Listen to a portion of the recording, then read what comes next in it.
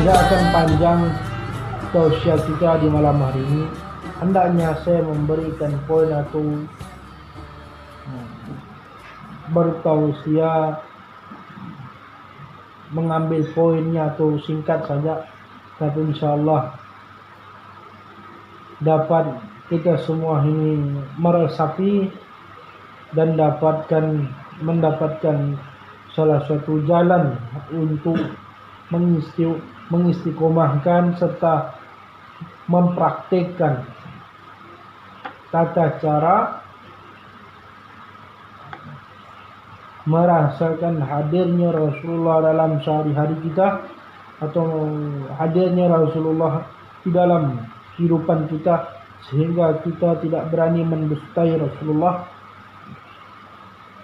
Dan jangan pernah putus selawat, itu syaratnya, sebab para aulia atau para kekasih Allah, mereka menginginkan hadirnya Rasulullah dalam kehidupannya sehari-hari. Mereka tidak pernah putus selawat walaupun di saat tidur. Walaupun di saat tidur mereka tidak pernah putus selawat. Bahkan ada seorang kekasih Allah yang di mana sehari-harinya dia terus berselawat dan terus berselawat, hingga pada malam itu dia lupa akan berselawat kepada Rasulullah. Akhirnya di keesokan hari dan tiba juga di malam hari, dia bermimpi, dan mimpi itu adalah mimpi yang benar, dan Rasulullah pun menegur seseorang yang sering berselawat kepadanya. Dan apa Rasulullah tegur kepadanya? Kenapa engkau tidak berkunjung kepadaku? Dan kenapa engkau tidak menemui aku? Maka seorang kekasih itu terbangun dalam tidurnya dan menangis sejadi-jadinya. Sebab apa? Sebab baru satu kali dia melupakan, dan dia pun sudah ditegurkan oleh Rasulullah. Dikarenakan apa Rasulullah menegurnya? Dikarenakan Rasulullah cinta kepadanya, dan justru itulah Rasulullah menegurnya. Dan bahkan Rasulullah tidak mau seseorang yang lupa kepadanya walaupun satu kali lupa di dalam selawat, tidak mau lupa berkali-kali,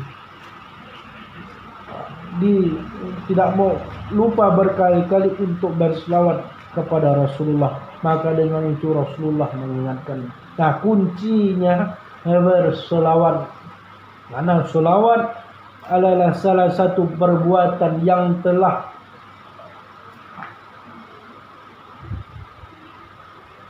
dikerjakan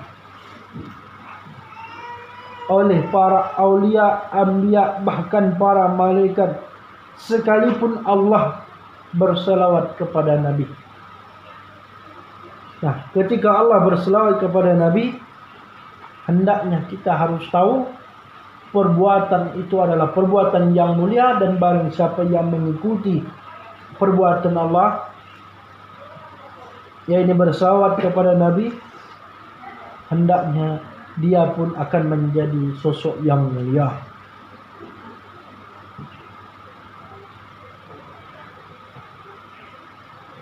Kalau kita lelah berselawat menggunakan lisan, maka gunakanlah hati kita. Kalau kita lelah berselawat menggunakan hati kita, maka menggunakan rasa yang ada di perasaan kita. Karena rasa yang ada di perasaan kita, kita gunakan untuk berselawat kepada Rasulullah. Disitulah suatu tempat yang dimana kamu berselawat kepada Rasulullah tidak akan kenal yang namanya lelah maupun jenuh dan bosan. Karena para kekasih Allah, dia selalu berselawat dengan tempat atau dengan makam yang sudah dia selami selama ini, atau yang mana makam ini yang harus dia temui, karena selama ini dia berselawat dengan lisannya, menemukan kegagalan di dalam selawat, bahkan dia selawat lagi di dalam hatinya masih menemukan kegagalan dalam selawat, dan dia terus menyelam pada dirinya sendiri. Akhirnya dia menemukan makam yang bersih, yang suci, yang belum satu makhluk pun menginjakkan kaki di sana. Dan dialah seorang makhluk yang menginjakkan kaki di sana sehingga dia berteriak senyaring-nyaringnya. Dan di situ dia merasakan dia berselawat tidak pernah mengenal lelah maupun jenuh dan bosan. Wahai para jamaah yang dirahmati oleh Allah Subhanahu wa taala, kondisi kita sekarang ini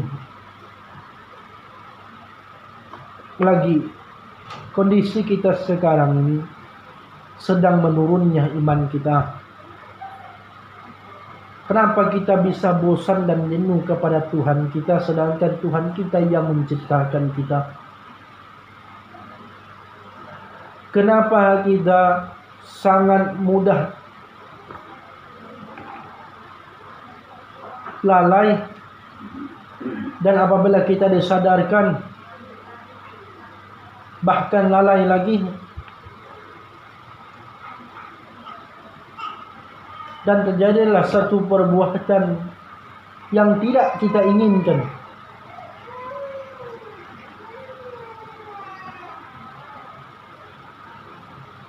Yakni kita berterusan dengan perbuatan tercela.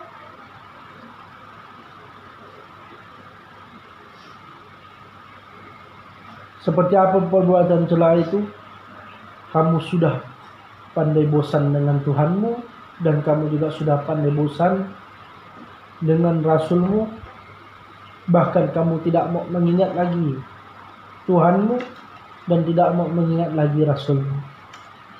Gambaran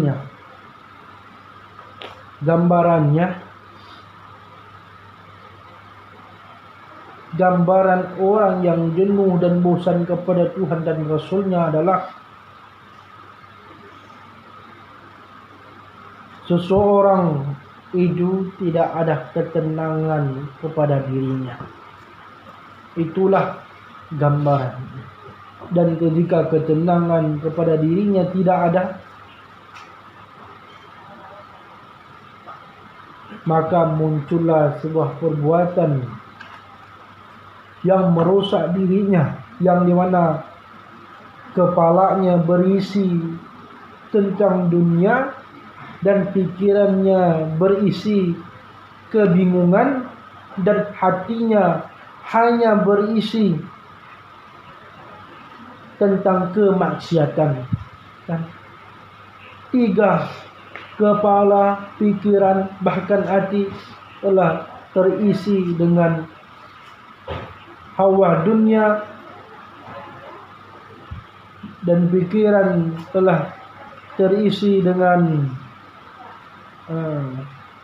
godaan yang sangat besar.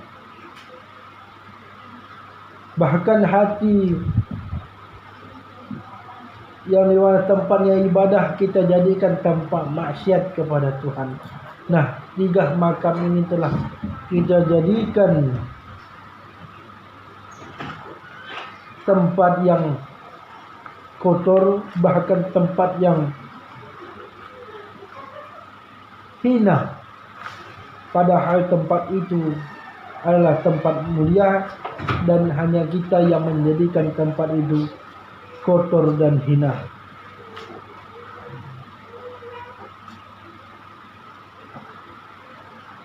Untuk itu, kepada jamaah yang saya cintai, bangkitkan semangat kita dengan cara apa?